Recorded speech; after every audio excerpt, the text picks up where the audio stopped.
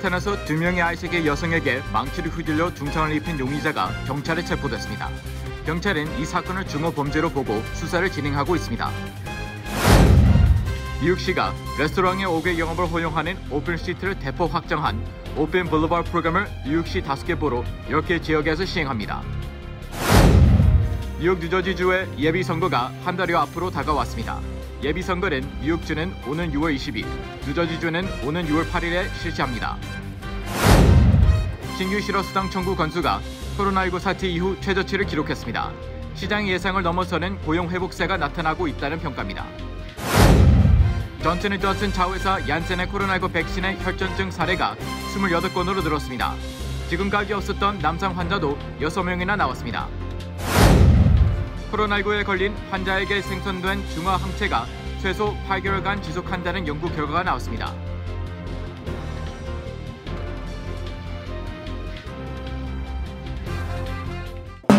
노아은행 맨해튼 지점이 한인타운 중심부인 31가와 32가 사이 피프스 애비뉴 1층으로 확장 이전했습니다.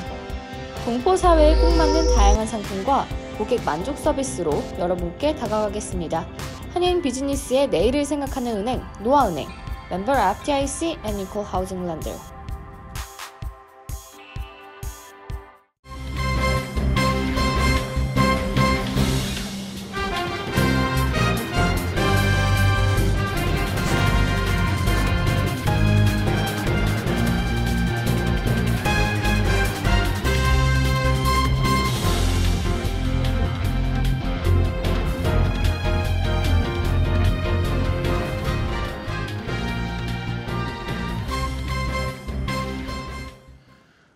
여러분 안녕하십니까?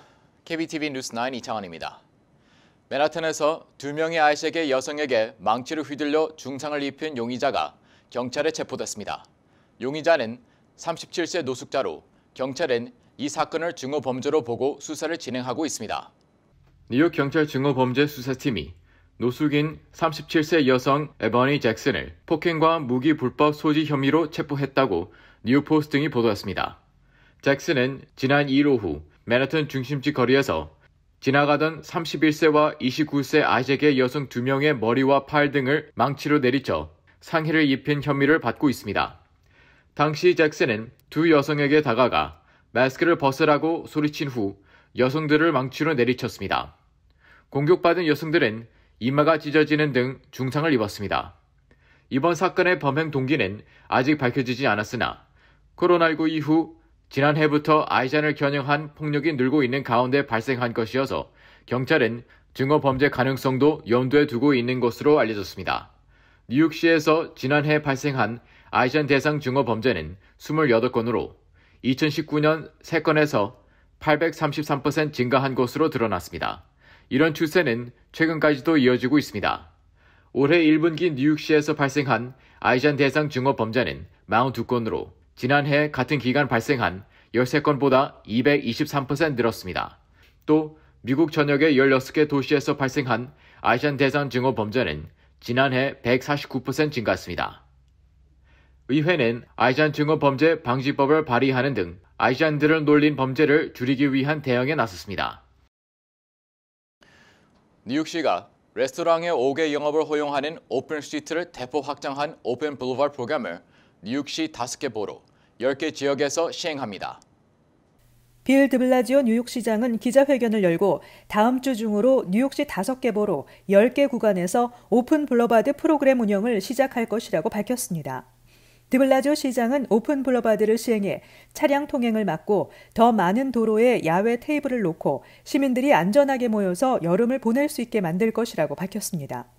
코로나19가 발생한 지난해 4월 이후부터 시작된 뉴욕시 오픈 스트리트 프로그램은 한 블럭의 차량 통행을 금지해 시민들에게 사회적 거리를 제공하고 해당 구간에 위치한 식당들의 5개 영업을 허용하고 있습니다. 또 뉴욕시 의회는 5월 초 이 프로그램을 영구적으로 운영하는 조례안을 통과시켰습니다.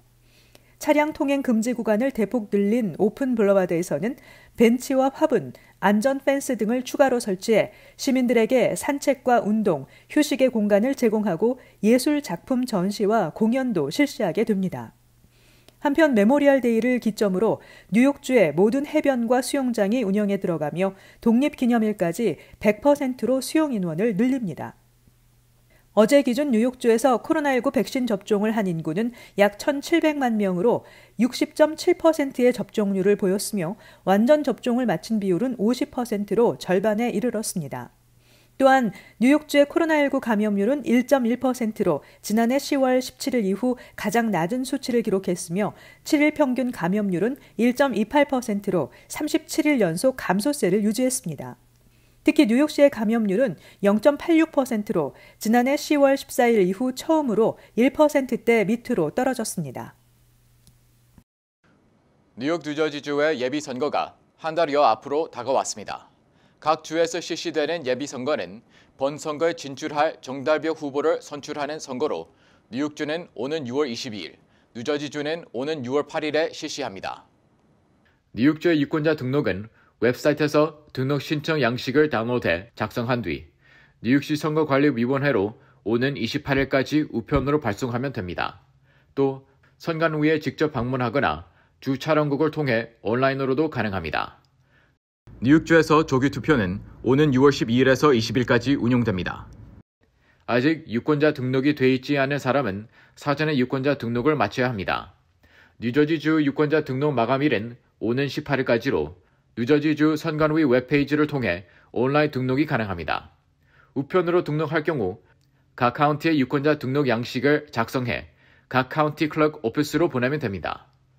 뉴저지주는 이번 예비선거가 아닌 오는 11월 본선거부터 대면 조기 투표소를 운영할 예정입니다. 작년과 마찬가지로 코로나19 팬데믹으로 인해 뉴욕, 뉴저지주 모두 유권자 전원에 우편으로 하는 우편 투표가 허용됩니다. 뉴욕시의 경우 우편 투표에 참여하고 싶은 유권자는 웹사이트에 접속한 뒤 성명, 생년월일, 거주지, 우편번호 등 정보를 기입하고 부재자 투표 용지를 받아 일시적인 질병 또는 신체 장애 항목에 체크하면 됩니다. 뉴저지주의 경우 각 카운티 클럭 오피스에서 제공하는 우편 투표 용지 신청서를 작성해 제출하면 됩니다. 우편 투표 신청은 선거일 7일 전까지 제출해야 합니다. 신규 실업수당 청구 건수가 코로나19 사태 이후 최저치를 기록했습니다. 시장의 예상을 넘어서는 고용 회복세가 나타나고 있다는 평가입니다. 생산자 물가 지수는 시장 전망치를 크게 뛰어넘어섰습니다. 김은지 기자가 전해드립니다. 노동부는 주간 실업수당 신규 신청자 수가 지난주 47만 3천 명을 기록해 코로나19 본격화 후 처음으로 40만 명대까지 떨어졌다고 밝혔습니다. 직전주에 비해 3만 4천 명이 감소한 것으로 지난해 3월 코로나가 창궐하기 시작한 지 60주 만에 처음으로 40만 명대로 떨어진 것입니다. 특히 이번 청구 건수는 블룸버그 통신이 집계한 전문가 전망치 49만 건을 밑돌아 시장의 예상을 넘어서는 고용 회복세를 보인 것입니다. 최소 2주간 계속해서 실업수당을 청구하는 계속 실업수당 청구 건수도 전주보다 4만 5천 건 줄어든 366만 건으로 집계됐습니다. 코로나 직전까지 10년 동안 미국의 실업수당 주간 신규 신청자 수는 평균 23만 명 수준이었습니다. 코로나19 사태 후 폭증했던 신청자 수는 지난해 8월 초 100만 명대 아래로 내려왔습니다. 노동부는 이와 함께 4월 생산자 물가지수는 전월보다 0.6%, 전년 동월보다 6.2% 각각 올랐다고도 밝혔습니다. 2010년 통계 작성을 시작한 이후 최고폭 상승입니다. 변동성이 높은 에너지, 식품 등을 제외한 근원 생산자 물가지수는 전월보다 0.7%, 전년 동월보다 4.6% 각각 상승했으며 4월 도매 물가지수는 전월보다 0.6%, 전년 동월보다 6.2% 각각 올랐다고 밝혔습니다. 이 역시 2010년 통계 작성 이후 상승률이 최대폭을 기록했습니다. KBTV 뉴스 김은지입니다. 존슨앤존슨 자회사 얀센의 코로나19 백신과 관련해 혈소판 감소증을 동반하는 혈전증 사례가 28건으로 늘었습니다. 지금까지 없었던 남성 환자도 6명이나 나왔습니다. 질병통제예방센터 CDC는 얀센 백신 접종자 870만 명 중 28명에게 이 같은 증상을 확인했다고 밝혔습니다. 28명은 모두 18세에서 59세 사이로 평균 연령은 40세입니다. 이 중 22명은 여성, 6명은 남성입니다. CDC에 따르면 현재 4명은 입원 치료를 받고 있고 1명은 중환지실에 있으며 2명은 급성 치료 후 재활 치료를 받고 퇴원했습니다. 이들은 모두 CDC와 식품의약국이 얀센 백신 접종자에게 드물지만 심각한 혈전 증상이 나타나면서 접종을 일시 중단한 지난달 13일 이전에 발생한 것이라고 CDC는 전했습니다. 처음에 6명으로 알려졌던 혈전 환자는 이후 15명으로 파악됐고 이번에 다시 28명으로 늘어난 것입니다. 15명으로 확인했을 당시 12명은 드문 뇌혈전증을 보였고 13명은 50세 미만 여성이었습니다. 얀센 백신 접종 후 목숨을 잃은 사람은 3명입니다. 톰 스마브라코 CDC 부국장은 모든 연령대에서 신고된 비율이 남성보다 여성에게서 높은 추세를 보였다며 이 장애가 드물지만 임상적으로 심각하고 생명을 위협할 잠재력이 있는 질환이라고 전했습니다.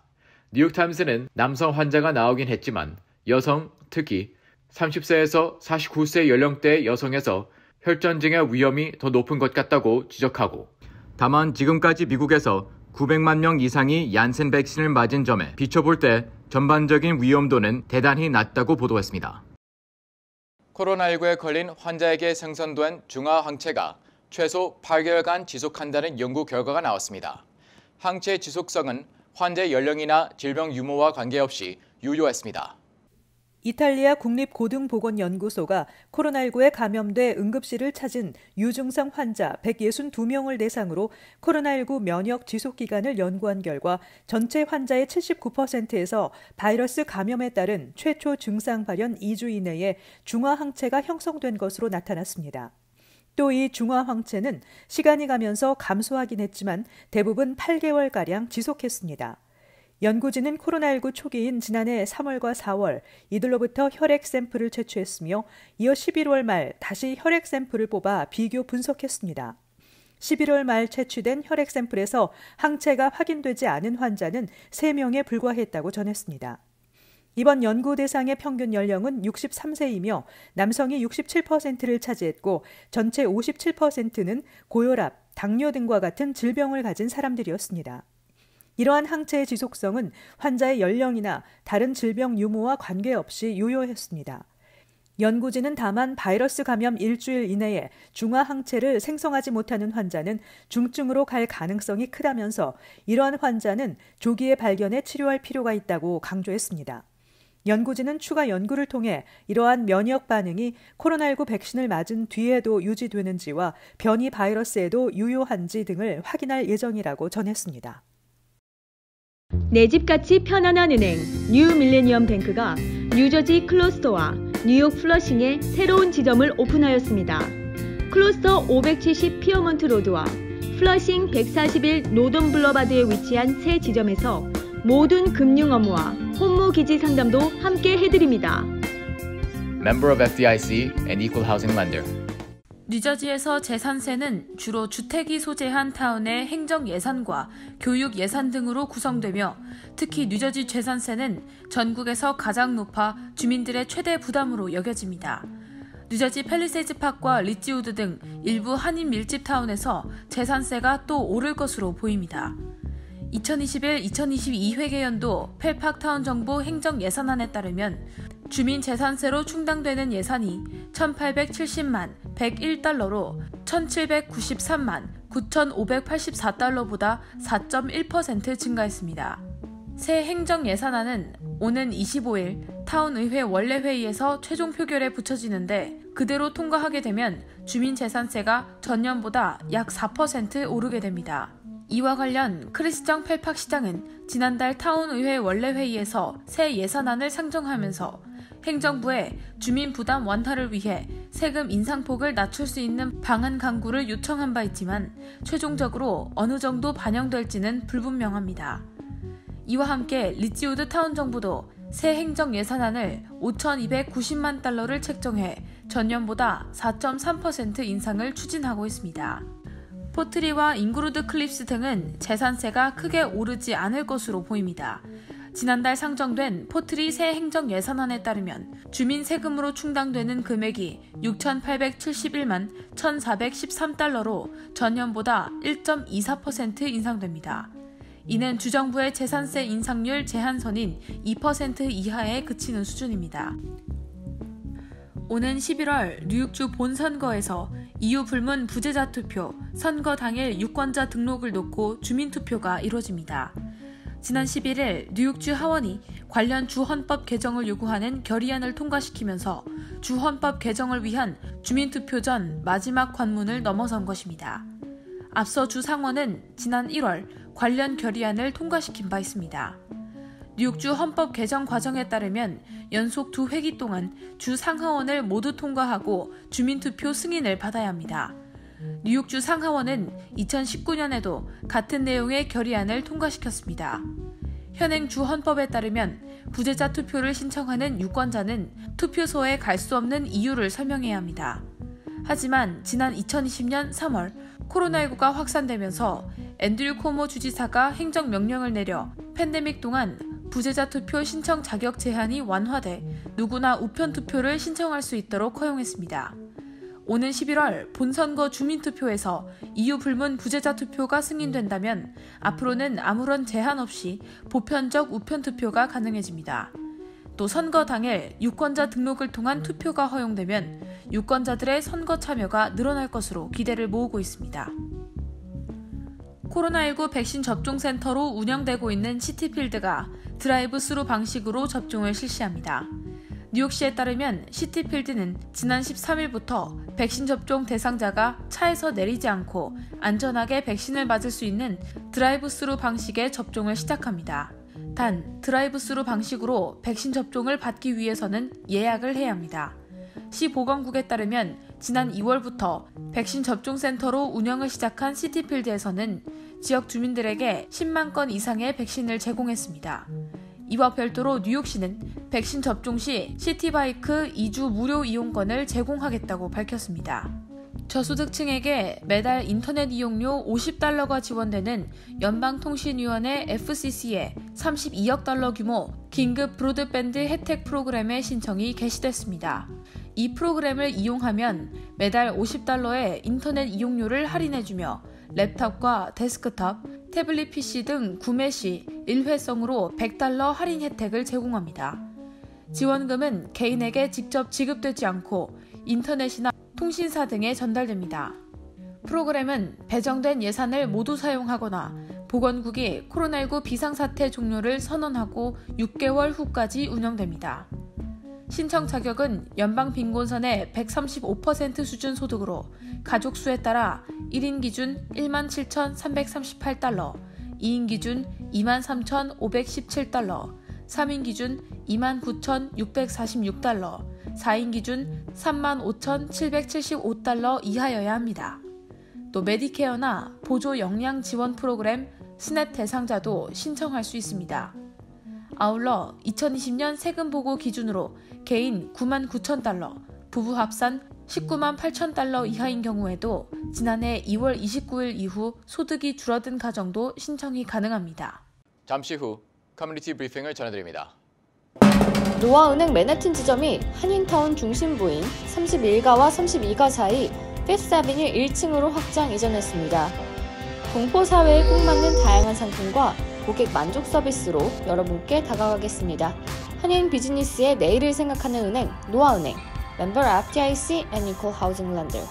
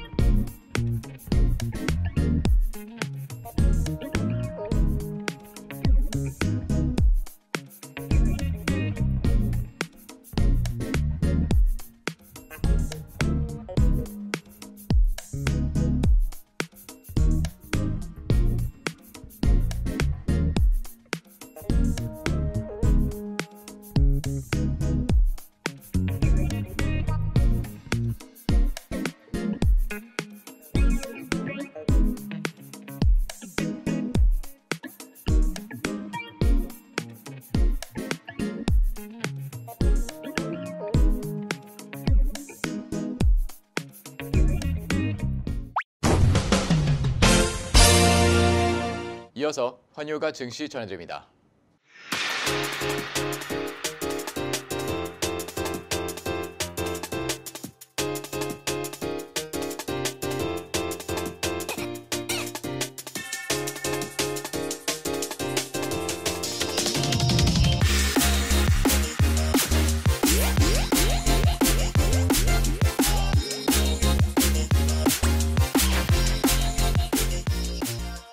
잠시 후 뉴욕과 뉴저지 날씨 전해드립니다.